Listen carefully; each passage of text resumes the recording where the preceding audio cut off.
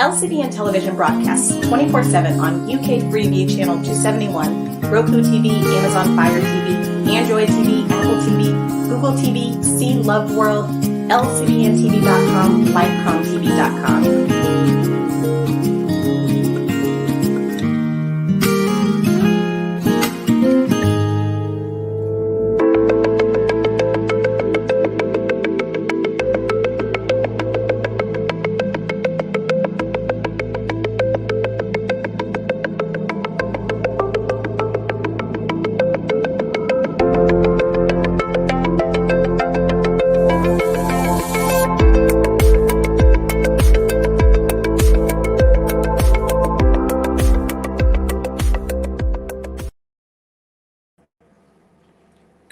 Good evening, and welcome to another episode of Conversations with Lydia. Today we left Lagos in Nigeria because I'm sure a lot of you must have realized that my guests were from Lagos. We are going to what we call the Federal Capital Territory, Abuja City in Lagos, in Nigeria. It's our capital, and we've got a lady who has been doing a lot of working with rape victims, working with human trafficking. So let me not sort of spill all there is about her. So please help me welcome Saadatu Adamu. I did practice her name. Good evening. Good evening. Thank you for having me. Thank you for coming at such short notice. I sort of got introduced to you about 2 days ago, and you had agreed. And actually, I thought I'd be in Abuja to do the show, but I came back to Lagos today.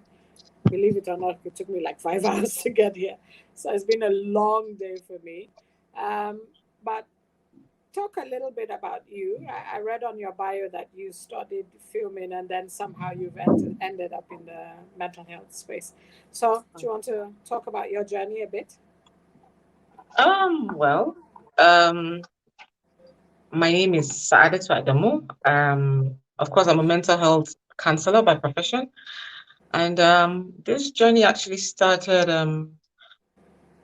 about 3 years ago. I run a consulting firm, a training consulting firm. And while in that, I figured out that there's no amount of training you'd give to any human being without understanding the mental state, because for most times we get to train young graduates. We figured out that there were a lot,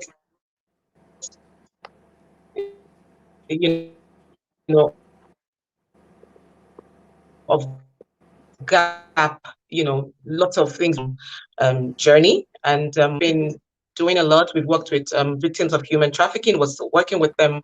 We work with abused victims. We work with drug addicts as well.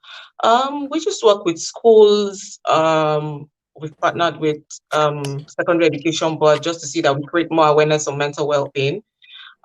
We work with NAPTI, Ministry of Health, and a few, just to create more awareness, because we believe that having so much knowledge on that will just help our youth to really take a decision and decide what exactly they want to do, because we figured out that peer pressure has really, eating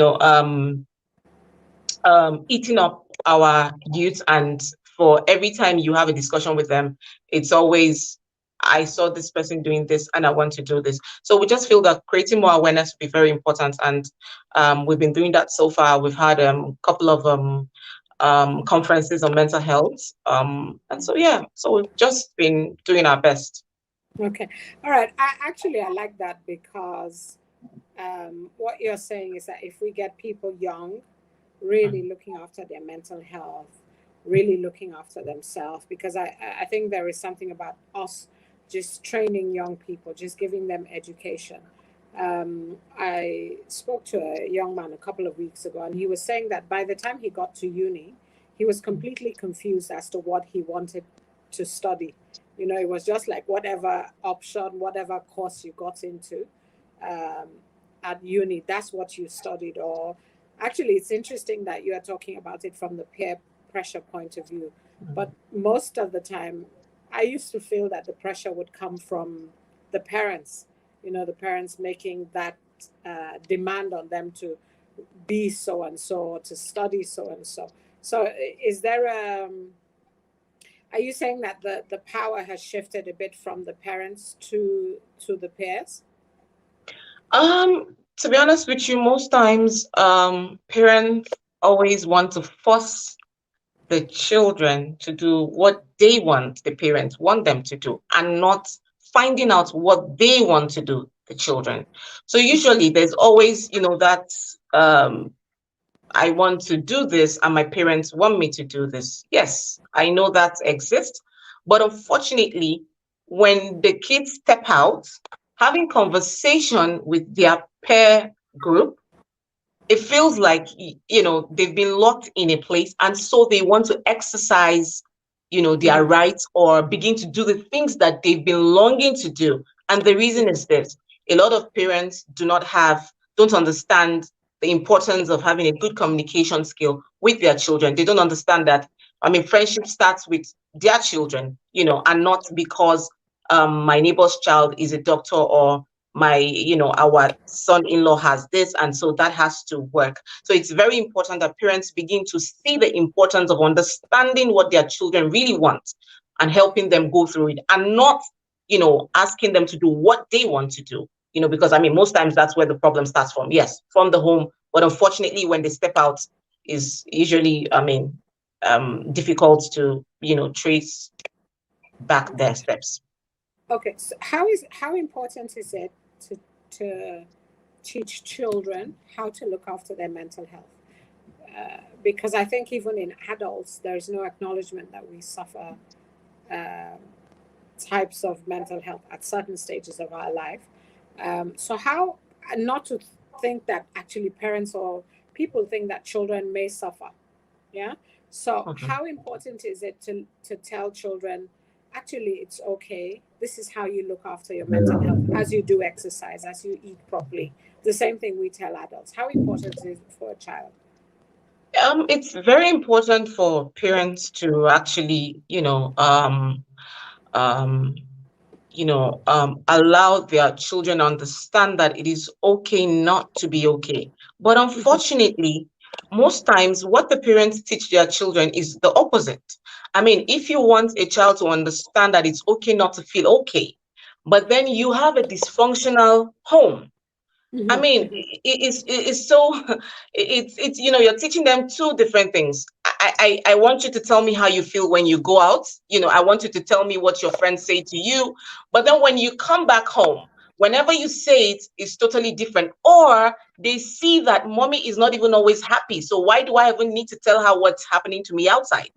So it means that for every parent to even teach his or her child, the importance of mental health, you have to start with your own self. Very important, before you pass it on. Because unfortunately, the children will tell you, I grew up watching my parents fight. I grew up watching my dad always hitting my mom. So no matter how much you tell them to take care of their mental health, they will not, because what they see is totally different from what the parents are teaching them. So it starts from the parents. Okay, so let's actually move now into what is mental health.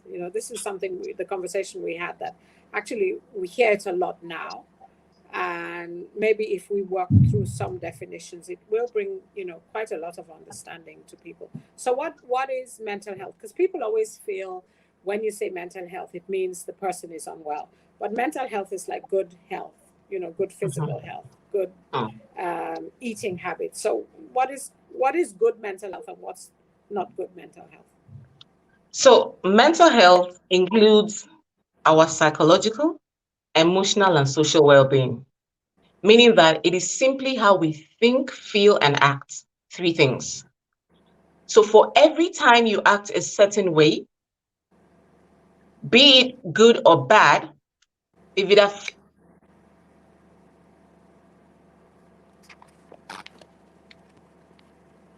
the individual or it doesn't, tells you it's either the person or not, because how you think, feel, and act activities. So if you do not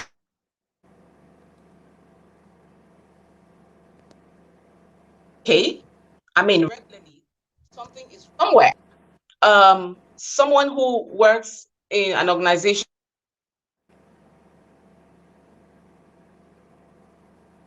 a certain way, but it is not okay to always feel that way regularly. So that just tells you that the person is going through something, because you can't walk into an office space every day and always giving everybody attitude. Something is not right somewhere. But it is okay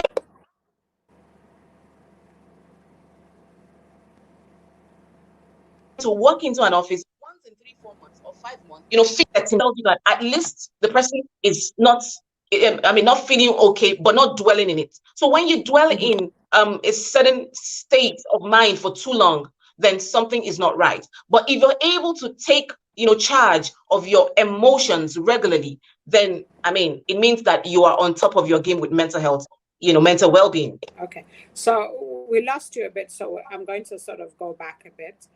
So it's about how we think, act, and feel. Yeah. Yes. And what you are talking about is what we call regulating.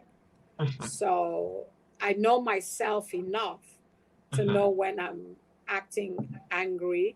I know myself enough to check why I'm being angry. So I'm going into work quite angry, and I'm taking it out on somebody else in the office who has nothing to do with, maybe I had a fight with my husband, or I haven't paid a bill that I'm feeling really worked up about, or I'm waiting for something that isn't coming through. Now, regulating it means that I can check myself and know that actually I'm bringing something to somebody in the office who has nothing to do with what's going on with me. So it's about me. Yes. Now, if I can't regulate, if I can't catch myself acting out, and that acting out and catching myself means I can apologize to the person and say, you know what, I'm sorry that I yelled at you this morning. I've had a really bad morning and I'm sorry. Yeah. Now, if I can't catch myself, so I'm constantly angry, I can't regulate. And even I think at some point, people don't know why they're angry anymore or why they're sad anymore. What you're saying now is that at that point, if that person is constantly in that state, either in a sad state, crying state, feeling overwhelmed state, anxious all the time, angry all the time, then they are suffering from some type of mental health. That's right. Yeah, that's right. Okay. So let's start with definitions, because a lot of times, especially young people, they use this word, I'm traumatized. I was really traumatized today when this happened. But let's sort of stick with the main, which I think is going around quite a lot. Let's talk about what is depression? So basically, depression is, a psychological way that an individual feels, but for a certain period of time, meaning that you can be sad, okay, but by the time you allow it get too deep or longer, then you can target depression. And that's why when you go to the hospital for diagnosis, they will always tell you, how do you feel? How long have you felt this way? And then they say, oh, it's severe depression, or mild depression. So depression is just a way that you feel. It's a certain way you feel. But if it lasts for too long, like sadness. But if it lasts for too long, then you can now see it as depression. And that's why everyone will just tell you, oh, I've been depressed for too long, or because they feel a certain way for a very long time. But I just want to make it as easy as anything. It is sadness. But unfortunately, when it gets so bad or longer, or someone has stayed in that space for too long, then it is seen as depression, because that's the only way a psychologist or a psychiatric doctor or a counselor will tell you you're depressed. It is because of how long you have stayed in a certain state of mind, or how long you have felt a certain way, or what you have felt in a long period of time. And so that then will be seen as depression, or severe depression, mild depression, or whatever it is. But depression is basically just as simple as sadness. Mhm. And actually, sometimes people carry this sadness constantly. So they're functioning, but within themselves, they're sad and they've been sad for a long time. So people can function and feel depressed or are depressed.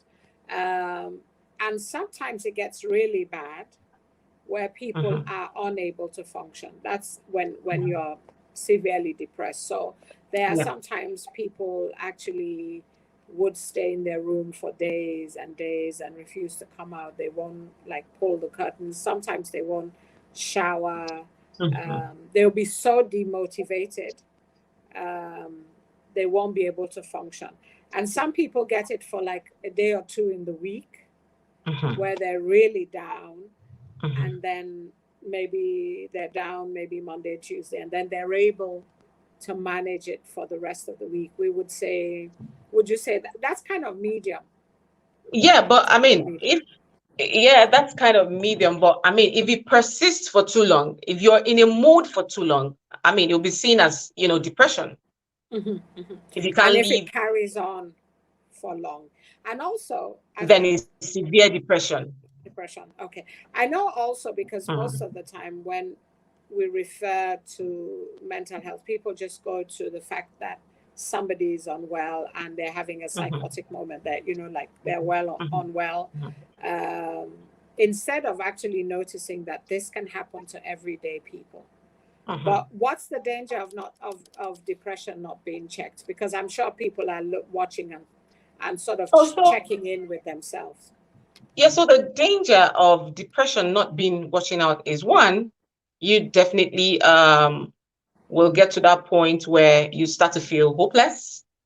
You start to feel you just want to end it, which is suicide. You start to feel, you don't want anybody around you.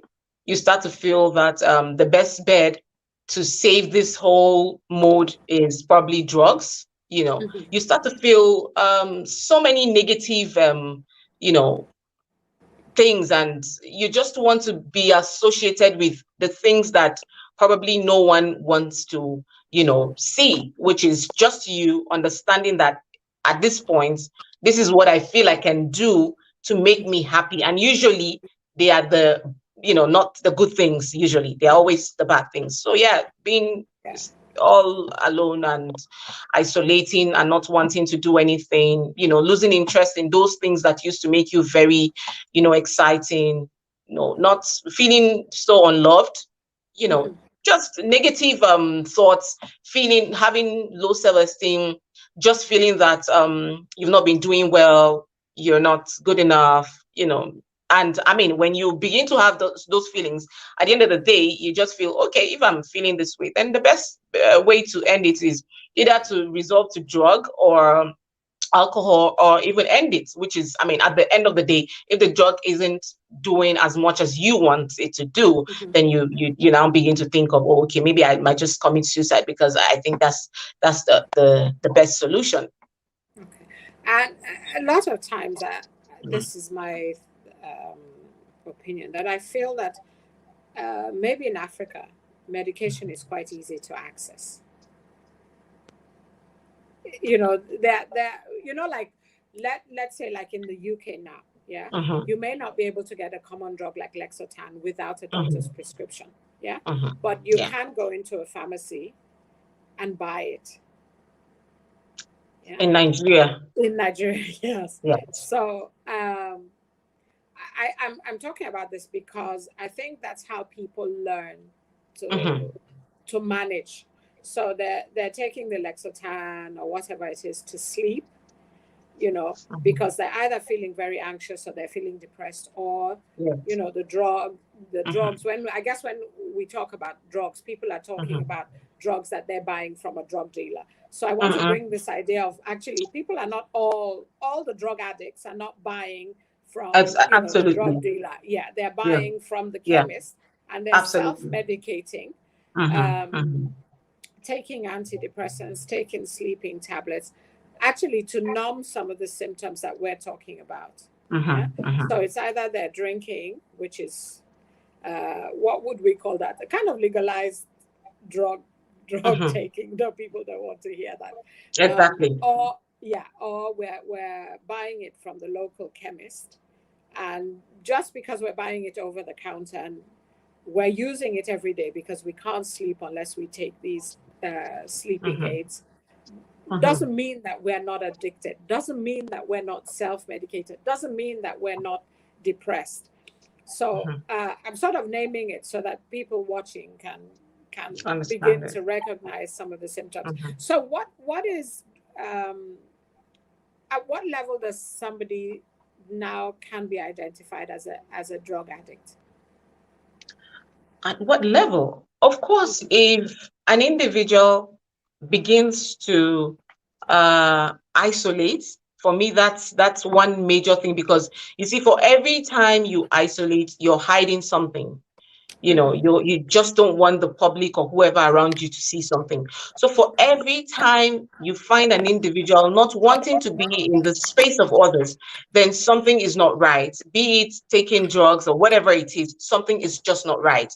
And then for every time you find someone a bit paranoid, and always thinking that he's always thinking someone is doing something, or someone is saying something about me, or just always feeling insecure, then you know that something is not right as well. And then for every time, unfortunately, these days, I think I am beginning to see that in a few of my clients. For every time they come around you, they tend to forget a few things they've said in 3-4 hours. Sorry, 3-4 minutes. I mean, yes, exactly. Asking the same question, they tend to think before they say it, and when they say something, it's usually not the right thing. So for every time you find someone really isolating, first then you know that the person is doing something that needs to be, checked. And then for every time someone begins to forget just like that, you begin to forget things just like that, something is not right somewhere. And then for every time again someone tells you, doesn't loses interest, then you know that the person is getting deeper. Usually, I tell you, there's some drug addicts that you see, you will never know they take drugs. That's we the call truth. them functioning. Exactly. You never know. So it means that it is from their attributes and attitude that you get to know that is either this one is hiding under something or not.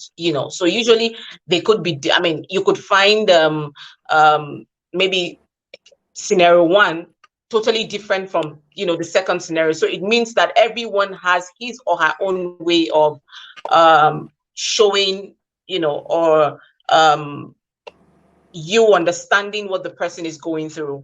But you might not just see someone and say, oh, this person I think he has really gone so deep into drugs. The only way you can tell if someone has gone so deep into drugs, maybe sometimes, especially now, they say, oh, the person has lost weight, or the person is looking very pale. But I tell you, some of them are looking very chubby. You won't even know. I'm very well.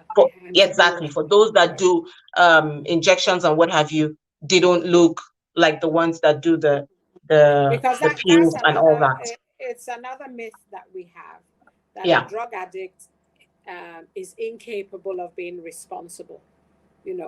Just like we think that somebody who is unwell mentally is on the streets. So everybody imagines that a drug addict, as soon as you see them, they'll be unkept, they will be shaking, begging for money, looking desperate. But actually, in our line of work, we see a lot of people who are functioning, holding quite responsible jobs, taking care of their families, their homes.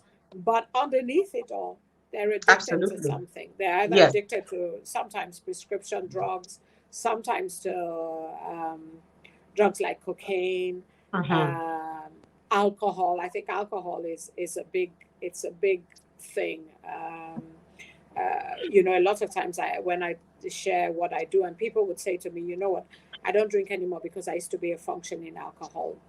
Quite responsible people, but I think one of the common signs of that is the person wakes up in the morning, and for the day to start, the first thing they do is have a drink. their body, their body, everything is craving a drink or is craving that medication to make them feel less anxious, that medication to help them manage the day. So we've talked about functioning alcoholics, and another kind of thing that is really talked about now is this levels of anxiety. You know, how do we sort of determine what is, you know, when my anxiety is well high, quite high? How do we determine that? Okay, so let me just share my experience. I think sometime last year during COVID, I lost a friend, and I lost a friend, I think, on a Tuesday, and I was meant to go for MRI on a Wednesday. And getting to the hospital, I was just given a rope to wear. I was asked to take off my clothes, given a rope to wear, and then they just asked me, sit here, and we're going to wheel you into the MRI machine, and nobody said anything to me about what was going to happen when I get into the machine. So once I got into the machine, they wheeled me in. Then I started having panic attack. It was so bad, I was having panic attack. So I just slipped out of the machine. I came out. In fact, I can't tell you how I came out, but I came out of the machine. When I came out of the machine, the radiologist came and said to me, "Oh, please, you have to go back in." I was like, I'm not doing this. I can't do this, because my heart was already palpitating. I was so afraid. And the reason is this: one, I lost a friend. Yes, I mean, a day before the event. Exactly. And then for me, everything that was in my head was, someone who has died and it was going to be put in the coffin. And the machine just looked like that coffin, I mean, because that's what happens when someone dies. They put him in such a machine, in a box like that. And so the machine felt to me like a box, and I was already afraid because I didn't want to be in such a box. So I came out, and the doctor tried, just go back in. I said I wasn't going to do, so I left. And then he said to me, "Oh, you paid so much amount of money." I said, "It doesn't matter. I don't want to do it." So I came back home, maybe because I'm a therapist, so it was easy for me to talk myself, and then I went back to the hospital the next day. When I went back to the hospital the next day, I said to him, "Can you help me do something?" He said, "Yes." I said, "Tell me the process from point A to Z so that I can put it in my head and take out the ones that are already in my head. And then I'll at least be able to stay there for, any amount of time you want me to be there." And so he had to put me through the process. Okay, if you go in, I'm going to be there. There's a buzzer. This is it and everything. So I was in the mission. And so I didn't even know when I spent 25 minutes and I was fine. I came out. Now, this is someone making me understand certain things before I get to that point. And then I figured out again that for every time I get into a plane, that happens again. I begin to feel that, there's a trigger, like, because it looks like a box again, but maybe again, because I'm a therapist, so it's easy for me to understand that, okay, I'm in that environment again, that could trigger that feeling. And so when I get into that space, all I need to do is maybe take a little bit of water, begin to talk myself out of it, and that was how I conquered the fear of, I can't get into the plane again. I can't get into the plane again, and all that. So yeah, most times people don't even understand what anxiety is really all about. I mean, we might just say, "Oh, anxiety is fear." Yes, that's what it is. To be honest, it is fear. But how severe can that fear be? It can get to a point where you are so anxious that you feel like you're just going to die that minute, because that was how I felt when I was in that MRI machine. And I tell you the truth, if I didn't come out of that machine that minute that I felt that way, probably I would have, I don't know, maybe died, because I was really palpitating. My heart was beating. My heart was, I wasn't just myself, because of that space. So usually sometimes we don't understand that there are feelings that we feel every day, but how far or how long we allow it last, gets to that point where we can target anxiety. I felt it it sounded like, it felt like anxiety, but I didn't allow it stay in my system. So I won't tell you that, oh, I have anxiety issues, and no, I don't, because I know that when I start to feel that way, I know it's fear, and then I conquer it. But a lot of times we do not understand that the little times we feel a certain way, we actually can have control. And I'm going back to, I'm going to say this, that it is because we're most times not in control of our non-cognitive. We're always focused on the cognitive, which is judgment, perception, how we feel, how we think, and all of that. We do not think of the consequences, which is the emotions, and that's the non-cognitive, the emotions that thing makes us feel, to the point where you can say, I am depressed, to the point where you can say, I am anxious, to the point where you can say, I am really going through, serious traumatic issues and all of that. Anxiety is just fear. Everyone can come out of anxiety, but how well do you know yourself? How well can you manage your emotions to know how you feel and what you can do so that you don't stay too long in a space? And that space could be anxiety or depression or whatever it is. So, I mean, just to share my little experience, and, maybe people can understand. Understand. So thank you for sharing that. But also, I think what happens is that the level is so high, you go into like, you can then have what we call a panic attack. Yes. Yeah. So I'm saying it so that people can realize that when it gets to that stage where you can't breathe, where you're like, your heart is racing, and it can lead to a panic attack. And then, of course, like in really bad states, it can lead to people having heart attacks and dying. So sometimes That's when right. people have had heart attacks, it's not only a malfunction of the physical body, it may No, have been triggered the by mental. Yeah. a mental state, Yeah. so Yeah. if people don't know themselves, know actually what their triggers are, Yeah. the reason why you can sort of identify and get a hold of it and manage it is because you're trained to do that. But I know this is what we do, but people can actually know how to manage their triggers, and a trigger is, as you explained, a friend had died, and then the coffin, and then the plane. So I think what happens sometimes when people have high levels of anxiety, I know some people feel they're born that way, but it is, I always explain to my clients that actually it's kind of compounded moments where you have felt anxious, and your body just kept it, and then you went on again, another incident, your body kept it, and then at some point, or at all the time, you're operating on this kind of high level, either you're irritable or a high level of anxiety, so you're always on edge because your body is triggered constantly by past experiences. So I guess we're talking about knowing yourself, and how do you actually resolve some of these high level anxiety things? I was using this illustration the other day that sometimes somebody was frightened as a child in a dark room, and they grew up not liking the lights off in the room, but it was done at a young age. They had forgotten um, about the incident, but their brain remembers that incident.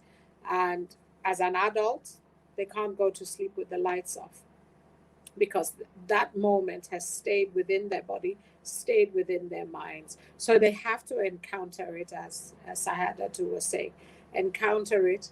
They have to deal with the fear and move on.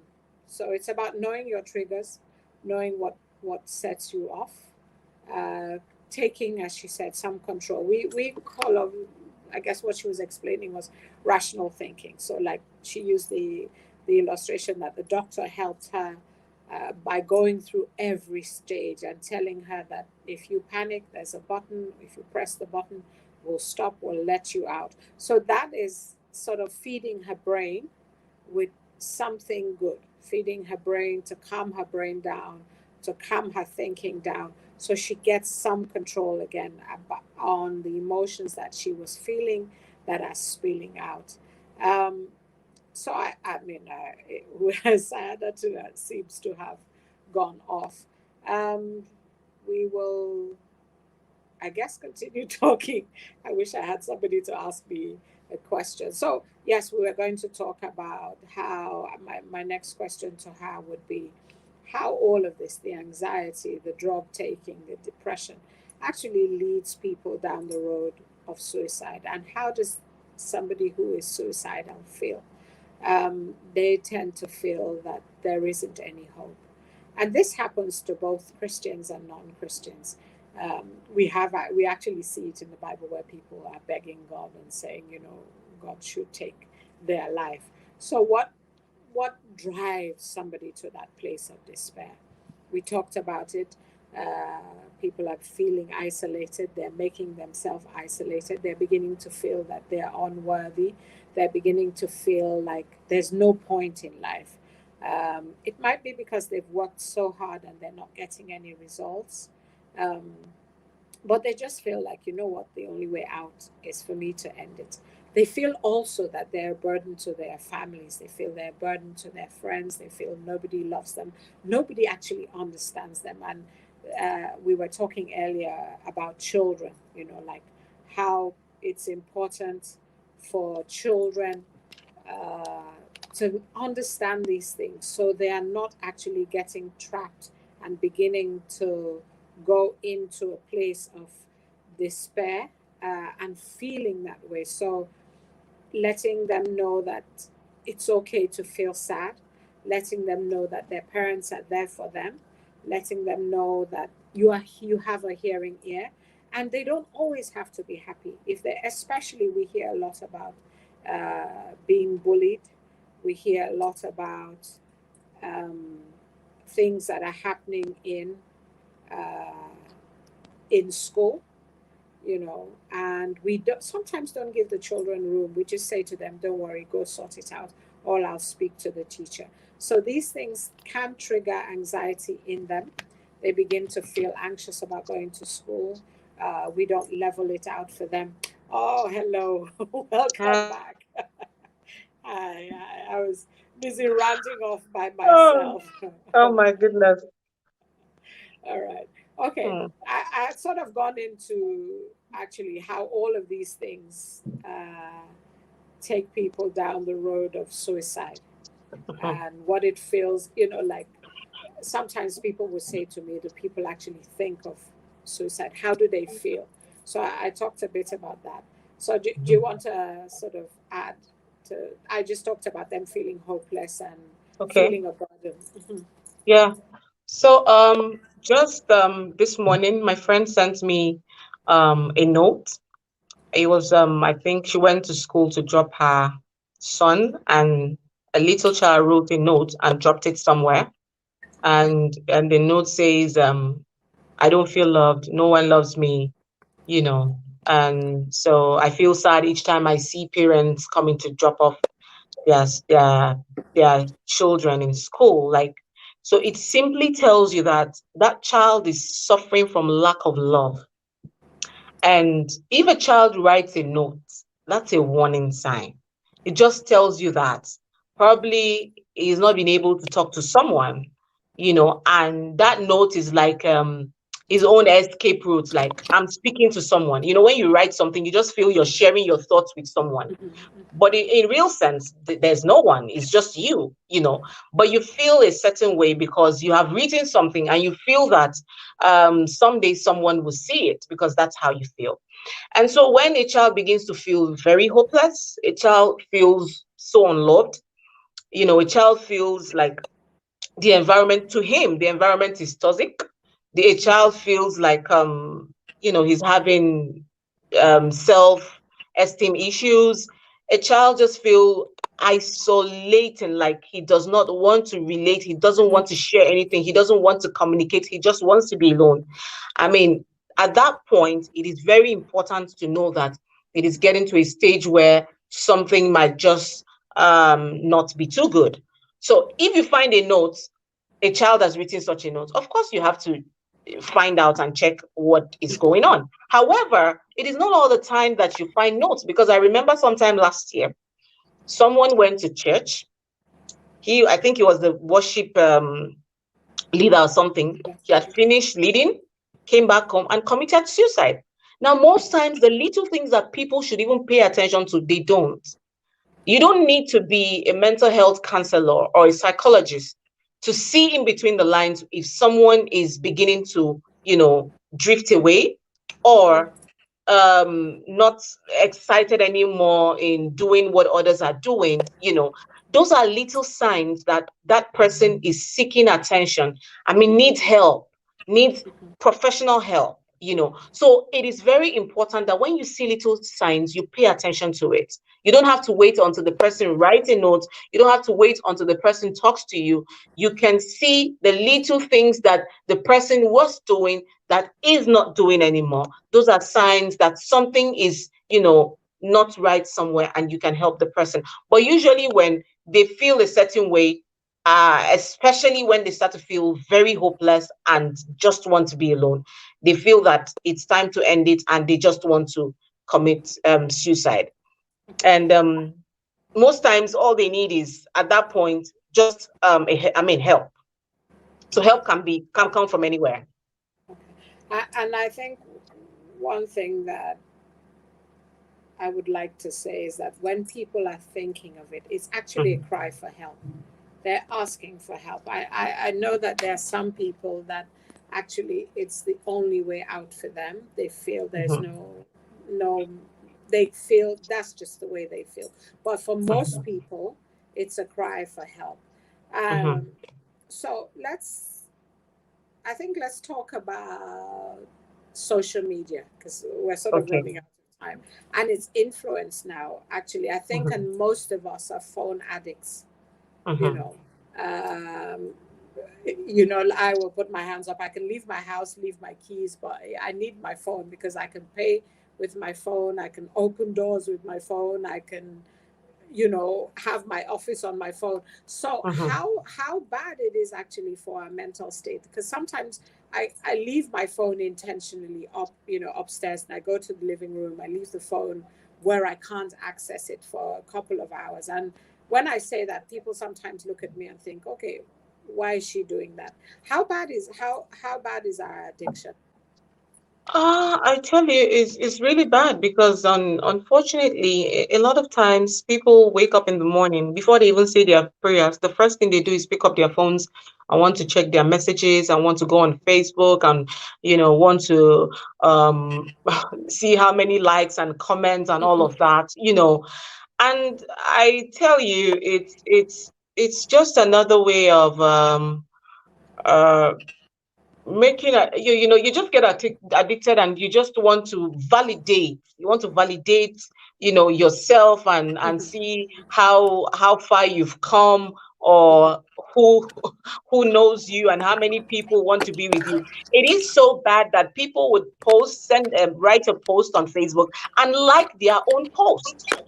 That shows you that it's really very bad. And unfortunately, it is not good for us, because we forget that even in the social media space, what we tend to do the things, because we are influenced by the social media space, we tend to do the things that we shouldn't do. For instance, you are on Instagram. I've seen couple of friends that would tell me, I mean, personally would tell me, oh, I saw my friend's picture, and man, I think she's doing extremely well. And this is where I am. I am even afraid, I'm shy to post my picture. But then I always remind them that, you know what? That's another world. It might not be real. So the person posting pictures and all of that does not necessarily mean that that's the real person. And what that tells you is that individual goes back into depression. Because for that lady that was talking to me about her friend doing this, doing that, she was already feeling bad, and feeling like, oh, am I the only one? Why is it that I can't be doing well? Why shouldn't I drive that car? I saw her parked in front of a car. And to be honest with you, it might not be real. And she was already getting herself into that state of depression. I need to do this. I think I need to get a new job. I don't even like my job anymore, and all of that. So already getting herself into a state that, it's really not necessary, you know, getting depressed, feeling anxious, wanting to do more.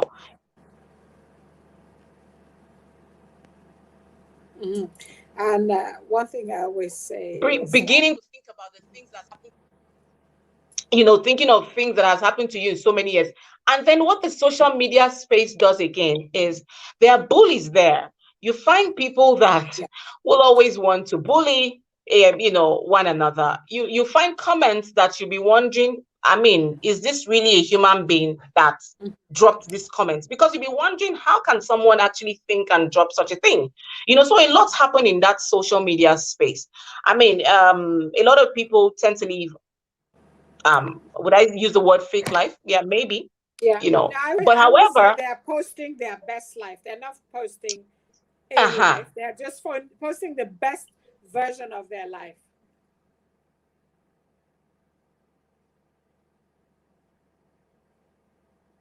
anyone posts something on social media, I mean, especially people that are, that I would say always post the wrong thing, so people can see them in a different way.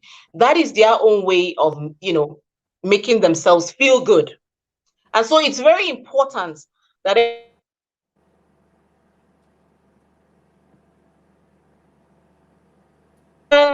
what makes him feel, what makes him good, this because another person is doing. Maybe that's his own space of, understanding things, gathering strength. How about your strength? Very important for us to always understand our emotions, because even in the social media space, the only thing that works for us is the emotions. And so if you are in your right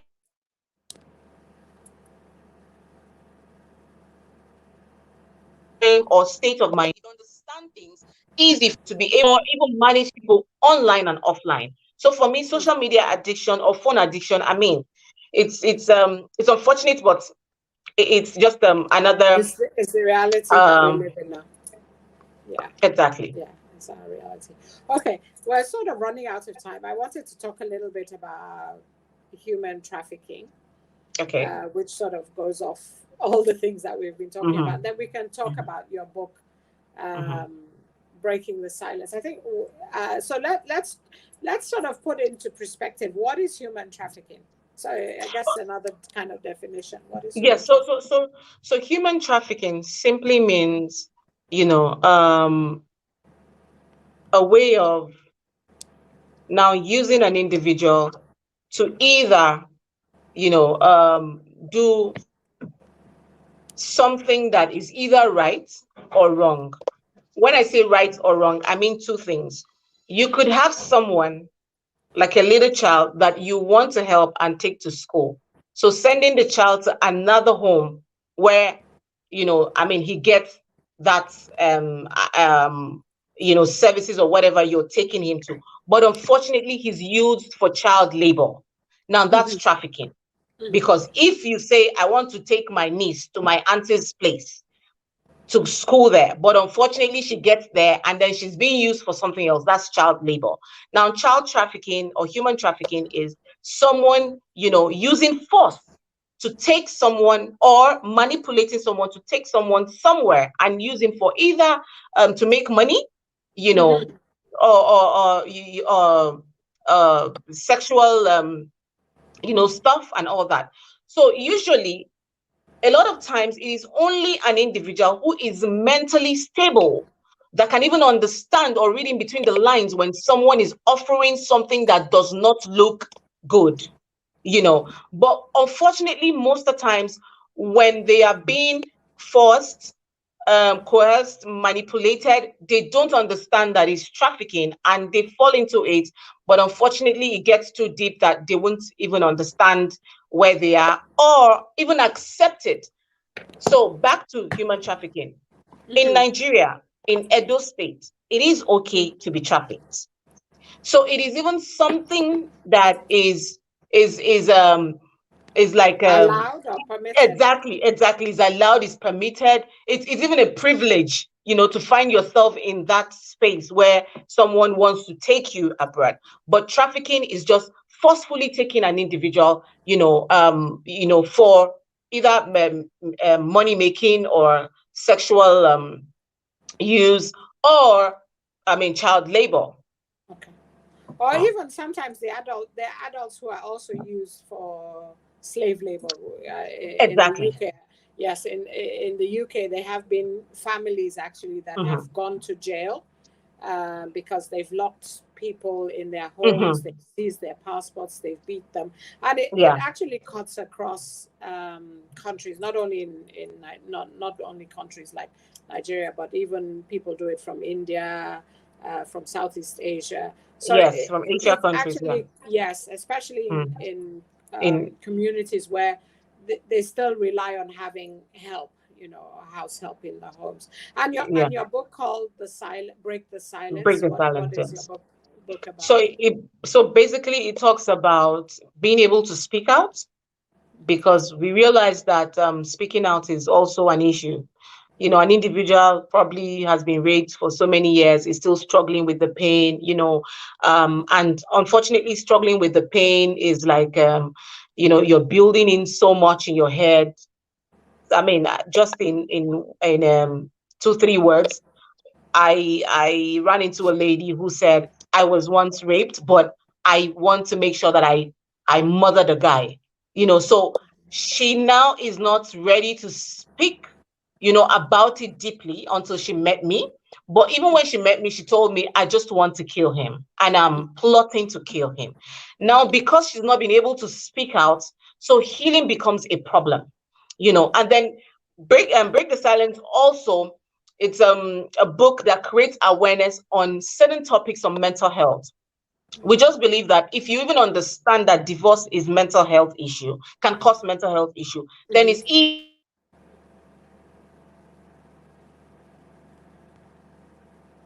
very important to create awareness, because we figured out that there is still a constitution in Nigeria, the 1999 constitution, I think section 324,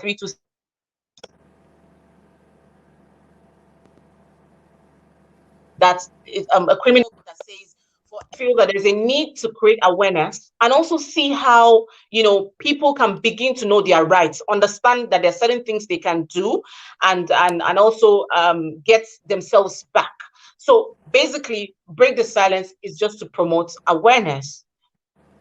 Okay. All right. Where can people find you? So also people treatment, symptoms, and way out, which is professional help.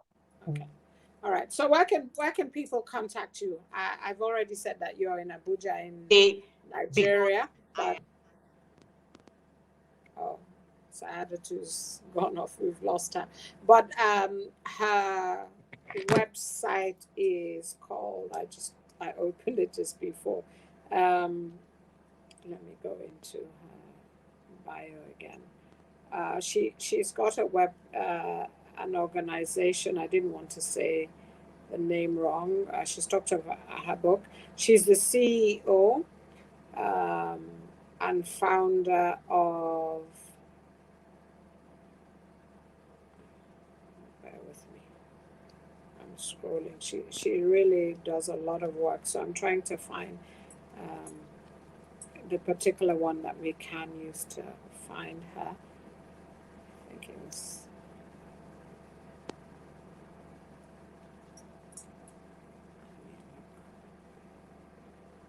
We are just going to have to close because I can't find her website. I'm sorry, the internet was so bad today. But anyway, you can contact me if you need to contact her, and I will put you through.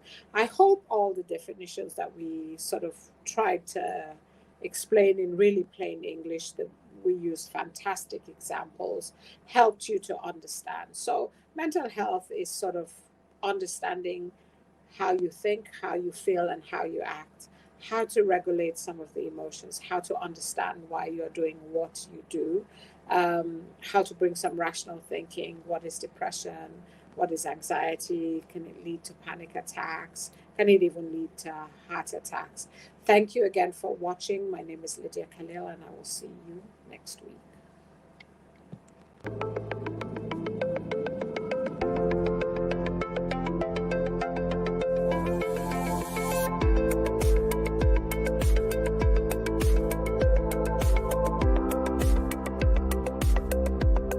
LCBN television broadcasts 24/7 on UK Freeview Channel 271, Roku TV, Amazon Fire TV, Android TV, Apple TV, Google TV, See Love World, LCBNTV.com, LifeComTV.com.